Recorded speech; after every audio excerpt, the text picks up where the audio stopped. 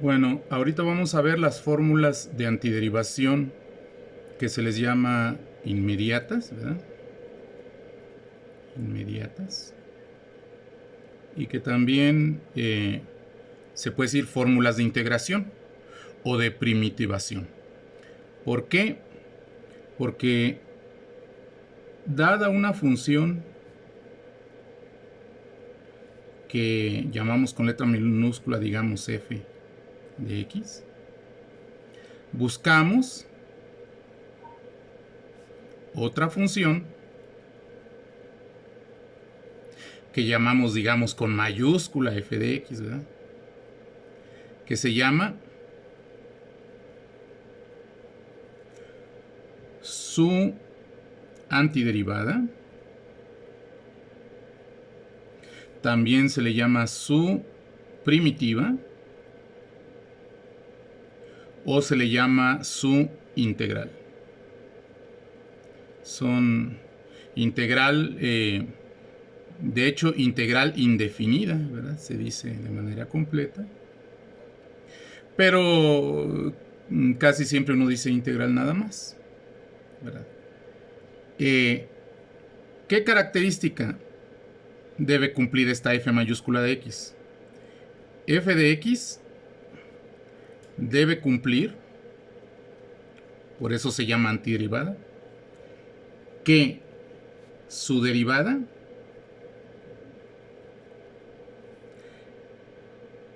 es la función original. O sea, f mayúscula derivada, o sea, prima de x, debe ser f de x. Entonces, f mayúscula de x, pues significa que es antiderivada, digamos, antiderivada de la función que denoto con la misma letra pero minúscula, ¿verdad? Esa es una forma de denotarlo. Otra forma de denotarlo es usar la letra minúscula, ¿verdad? Pero uso este símbolo que se llama S de Leibniz, pero que por el nombre también de la integral se le dice integral, ¿verdad? Se le dice integral vulgarmente. Pero esa S de Leibniz siempre va acompañada por las letras de x o de la variable independiente de la cual se está tratando en cada caso. ¿Por qué esta simbología de esta otra manera? Porque esto en realidad quiere abreviar esta función, ¿verdad?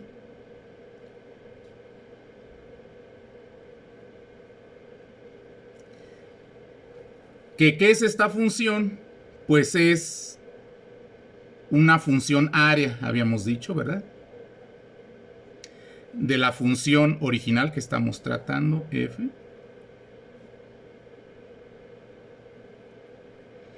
entre una cierta abscisa y una abscisa variable, ¿verdad? A esta función aquí de en medio, la función área, yo tengo mi función f minúscula de x, pero la función aquí, esta de en medio, a de x, ¿verdad? Por el teorema fundamental del cálculo, su derivada es precisamente la función f minúscula de quien a mayúscula es área. Por lo tanto, en realidad, f de x mayúscula es lo mismo que a de x, ¿verdad? Es decir, f de x mayúscula se representaría así, ¿verdad? Se representaría así. Y esto a su vez, ¿por qué se representa así? Porque todo esto se dividió en rectángulos, ¿verdad? Se dividió en rectángulos. Y esto quiere decir el límite cuando los rectángulos se hicieron muchísimos y su ancho se hizo muy delgadito, de sumar todas las áreas de esos rectángulos. ¿Qué son las áreas de esos rectángulos, de los n rectángulos que hay que sumar? Son la función evaluada en un abscis en el interior de cada subintervalito o en el extremo del subintervalito, no importa, ¿verdad? Por lo ancho del subintervalito, porque esto es altura por base, ¿verdad? Entonces, la forma de abreviar esto es esto, ¿verdad? Ahora, ya hemos dicho que esto hacerlo de manera directa, en muchos casos es complicado, y entonces buscando una alternativa, vimos que simplemente en el caso de un área, pues con la función área, que ya sabemos que su derivada es la función original, pues lo que tenemos que buscar son antiderivadas de la función original. Por eso estamos en este tema. Y con eso ya podemos saber las áreas por una simple resta, según vimos en la clase anterior, ¿verdad? Si ahora yo tengo una A, ¿verdad? Y una B, y quiero saber exactamente esta área. Entonces esta área sería A de B menos A de A, ¿verdad? O otra forma de decirlo, F de B menos F de A, ¿verdad? Entonces, para saber las áreas, en lugar de hacer estos límites que en muchos casos son complicados, hay que hacer todo ese proceso y calcular el límite. Más bien, cambiamos el trabajo de encontrar el límite por el trabajo de encontrar antiderivadas, ¿verdad? Por el trabajo de encontrar antiderivadas. Es decir, el trabajo no se libra, simplemente se cambia. Y se prefiere hacerlo con antiderivadas porque es más extenso el conjunto de funciones para las cuales puede resolverse el problema del área que si lo hacemos de manera directa con límites. Bien, entonces esta simbología me dice busca la antiderivada. Esto quiere decir antiderivada de f de x, ¿verdad? Bien, entonces ahorita lo que buscamos es checar cuáles son las fórmulas que tendríamos de antiderivación. Y nosotros ya de nuestro curso de cálculo diferencial tenemos fórmulas, ¿verdad?, aprendidas de memoria. Tenemos fórmulas aprendidas de memoria. ¿Cuáles son? Pues las primeras más usuales es que si yo tengo una suma o resta de funciones, ¿verdad?, que me forman una función más grandota, claro está, y la quiero derivar, pues simplemente con que sume o reste según corresponda las derivadas de esas funciones, ¿verdad? Entonces, esto me ayuda, ¿verdad?, a simplificar las derivadas, a simplificar. Si yo tengo una constante por una función y quiero derivar esa función formada por una constante y otra función, pues la constante la olvido y simplemente la multiplico por la derivada de la función. El que la derivada haga esto significa que la derivada, ¿verdad?, es lineal, llamémosle así. ¿Por qué? Porque se distribuye en la suma o resta y saca las constantes. Entonces ese comportamiento se dice que es lineal, ¿verdad?, relacionado con las propiedades que vimos también en álgebra lineal, ¿verdad?, del curso de álgebra lineal. Aquí hay que checar esto. Pero ahorita nos interesan nada más estas fórmulas, ¿verdad? Ahora, en el caso de las fórmulas de cálculo diferencial para la derivada que se comporta así, en el caso del cálculo integral, ¿verdad?, hay fórmulas análogas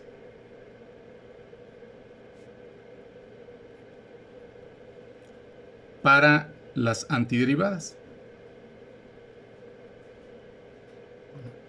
O primitivas, que también se les llama. ¿Por qué primitiva? Porque es la función anterior, ¿verdad?, a la función que me interesa.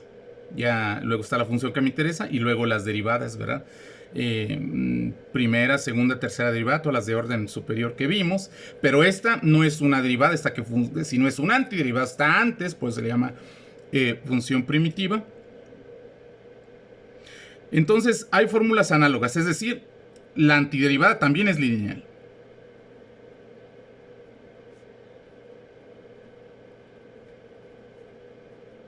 ¿Verdad? Esto es consecuencia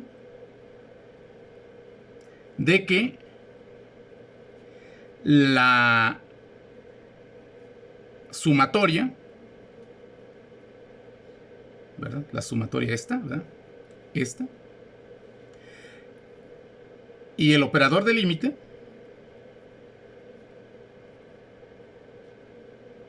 ¿verdad?, también son lineales. En realidad es consecuencia. Y entonces, pues eso se puede checar rápidamente. Entonces, hay una fórmula parecida a esta. A ver. Si me piden la antiderivada de una función u más menos una función b más menos una función w, y acuérdense que siempre va el de x, u es cierta función de x, b es otra función de x y w es otra función de x. Es decir, esto lo puedo escribir así: antiderivada o integral de f de x más menos g de x más menos h de x de x.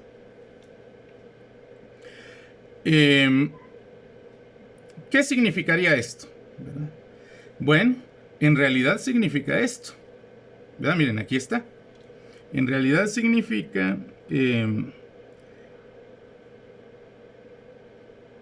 ya de manera más exacta, f de xi más menos g de xi más menos h de xi, ¿verdad?, de xi. Ya viéndolo de manera precisa, ¿verdad? Estoy caminando de aquí para acá para el caso de esta función. Ok. Pero a su vez, ¿qué significa esto? Pues significa este límite de esta sumatoria. Ok.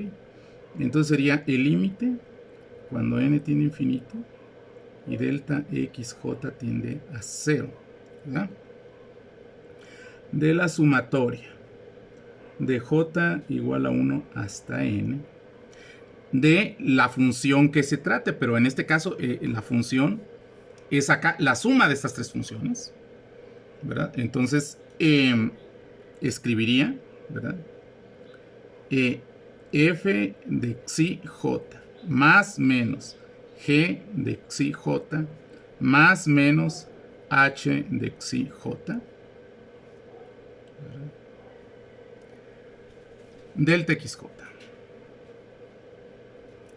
Esto es la suma de Riemann, ¿verdad? Esta sumita de aquí, suma de Riemann para este caso, se le llama. Bien, y aquí es donde nosotros vemos, ¿verdad? La sumatoria, ¿verdad?, según vimos, ¿verdad?, ahí está en los apéndices de los textos correspondientes, la podemos distribuir, ¿verdad? ¿Se acuerdan? La podemos distribuir. Y el límite, según vimos en nuestro curso de cálculo diferencial, de la suma de dos funciones es la suma de los límites de las funciones. De manera que, ¿verdad?, en realidad esto lo puedo escribir así, ponérselo a cada quien. Infinito delta xj tiende a 0 de la sumatoria de j igual a 1 a n de la pura f de xi j delta xj. Aquí la multiplicación, ¿verdad? También es distributiva, ¿verdad? Se llama propiedad distributiva, acuérdense, propiedad distributiva de los números reales. Distributiva de los números reales, de que dice que si yo tengo a más b por c, pues desde luego que es ac más bc, ¿verdad? Las propiedades de los números reales que igual se repasaron al principio del curso de cálculo diferencial. Entonces, fíjense cómo se concentró el delta xj, que viene siendo la c, ¿verdad? La sumatoria, que es lineal, ¿verdad? Por eso puede hacerse esto. Y el límite, que también es lineal, ¿verdad?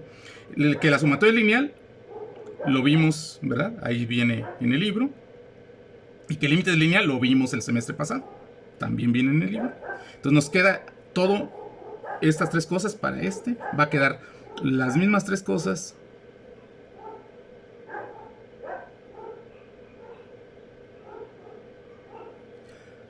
para el otro. La otra función.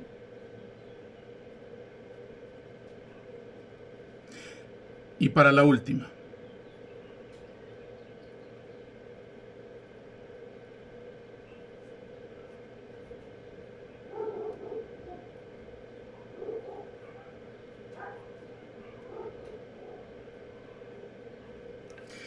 Bien, pero en este momento analizamos a ver qué está pasando aquí. ¿Qué es esto? Bueno, esto, ya ahora de regreso, así, caminando para acá, lo puedo poner en esta forma, ¿verdad? Con la S de Leibniz, ¿verdad? Empezando de cierto valor hasta un valor variable. Y cada una lo puedo poner. Lo que va a cambiar es la función que va a estar en lo que se llama el integrando, ¿verdad? En el interior de la integral. Entonces, esto lo puedo poner así. S de Leibniz de x0 a x de f de xi más S de Leibniz de x0 a x, pero ahora con la función g de xi más S de Leibniz, que simboliza esto, de x0 a x de h de xi. Pero esto dijimos que todavía se puede, ¿verdad? Digamos, representar así, simplemente.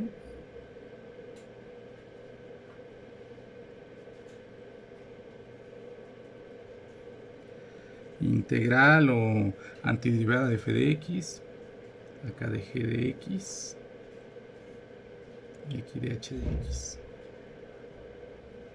¿verdad?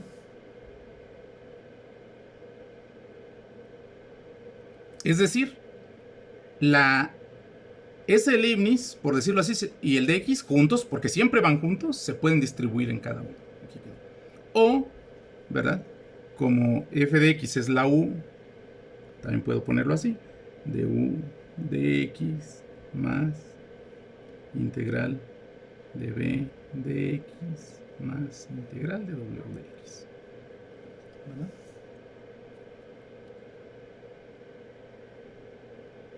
Bueno, entonces como ven fue relativamente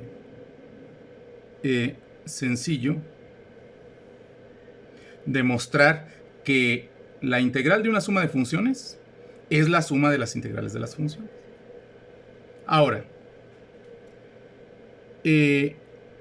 supongamos que quiero la integral de k de u de x. O sea, quiero la antiderivada de una función que a su vez es otra función por una constante. ¿Verdad? Una función constante. Bueno, igual hago todo este camino. O sea, esto es k por f de x, pues. De x, ¿verdad? Pero esto es la S de Leibniz de x0 a x de k por f de xi, ¿verdad? Pero esto es, ¿verdad? Aquí vamos. el límite cuando n tiende a infinito y las delta xj tienden a 0 de la sumatoria de j igual a 1 hasta n de k por f de xi j delta xj. Pero igual, ¿verdad? Aquí, por las propiedades que vimos de la sumatoria, ¿verdad? Las propiedades que vimos de la sumatoria en la primera parte de este curso de cálculo integral y por las propiedades del límite que se ven en el curso de cálculo diferencial, la constante puede salir, tanto de la sumatoria como del límite. Entonces esto nos quedaría K, ¿verdad? Por límite cuando n tiende a infinito y delta xj tiende a 0, cada delta xj tiende a 0, la sumatoria de j igual a 1 hasta n. La K salió, y entonces nada más me queda f de xj delta xj. Pero ¿qué es esto? ¿Verdad? ¿Qué es esto? Es la S de Leibniz de x0 a x de f de xi, ¿verdad? Es la función área, la función f, ¿verdad? Desde cierta x0, aquí que no importa cuál sea. Que esto, pues la función área es la función primitiva, ¿verdad? Que esto es, como f de x también la representamos con la u, ¿verdad? Entonces, recapitulando,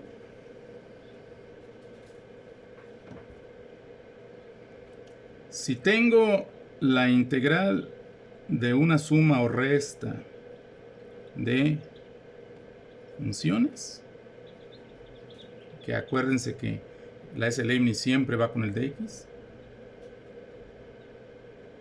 es lo mismo que yo sume las integrales de cada una de ellas, o reste según corresponda, ¿verdad?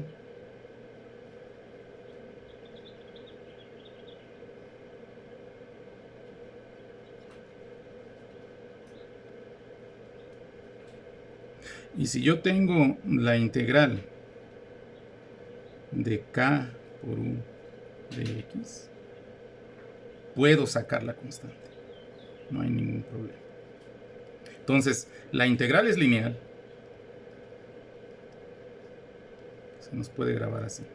Y esto vimos que es consecuencia de qué, ¿verdad? ¿De qué es consecuencia?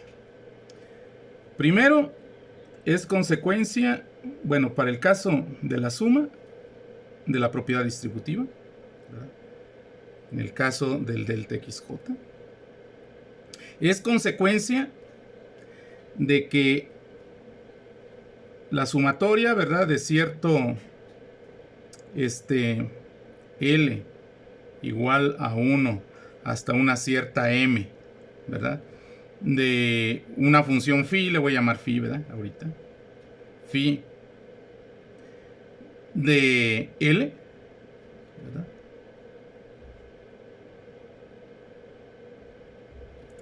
Más otra función bar phi, ¿verdad? De L. Se la puedo distribuir, ¿verdad?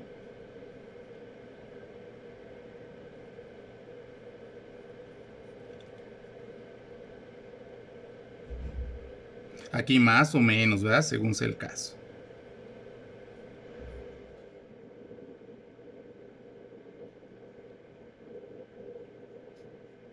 ¿Verdad? El hecho de que puedo distribuir las sumatorias,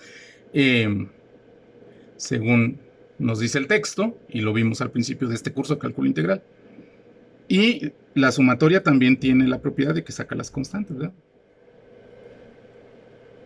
Desde L igual a 1 hasta M de phi de L. Ah, bueno, K por phi de L es K por la sumatoria de L igual a 1 hasta M de la pura Fidelia, ¿verdad? Propiedades de la sumatoria y de las propiedades análogas de los límites, ¿verdad? El límite nosotros vimos, ¿verdad? Límite cuando X tiende a de una función